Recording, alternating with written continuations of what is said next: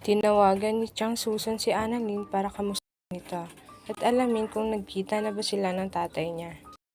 Nang sumagot si Annalyn ng oo, hirit ni Chang Susan kung pinahirapan na din ba ito.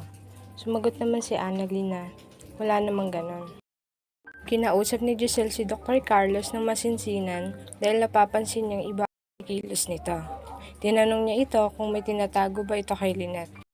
Sinagot naman ito ni Dr. Carlos na kung may tinatago man siya, sasabihin niya ito kay Lynette at hindi kay Giselle.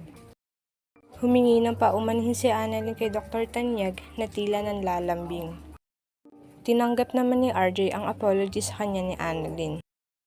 Dumating si Moira at kinausap si RJ na meron din palang taga-Eastridge ang kasama nila.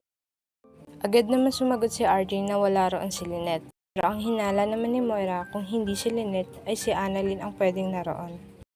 Nagkaroon ng pagkakataon ang mag-amang Annalyn at RJ para makapaglapit sa isa't isa at makapag-usap. Nagkaroon ng positibong pananaw si Chang Susan na baka magkaroon ng himala at magkasundo si Annalyn at kanyang tatay, lalo na't wala na maroon si Zoe at Moira. Naniniwala naman si Lynette na hanggat hindi bumabalik ang memorya ni RJ, hindi din ito ituturing na anak si Annalyn.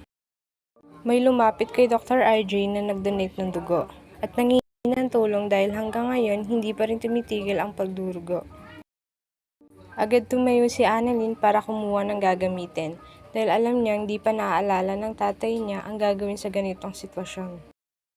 Pero nagulat na lang siya pagbalik niya sa pasyente, nilapitan ni Dr. RJ para bigyang lunas ang nanghingi sa kanya ng tulong. Mabuti na lang naalala na ni RJ ang gagawin niya. Nagulat ang lahat ng kusang gawin nito ni Dr. RJ, lalo na tama ang ginagawa niya. Kaya naman sobrang saya ni Annalyn na kahit papaano naalala na ng tatay niya pagbibigay lunas.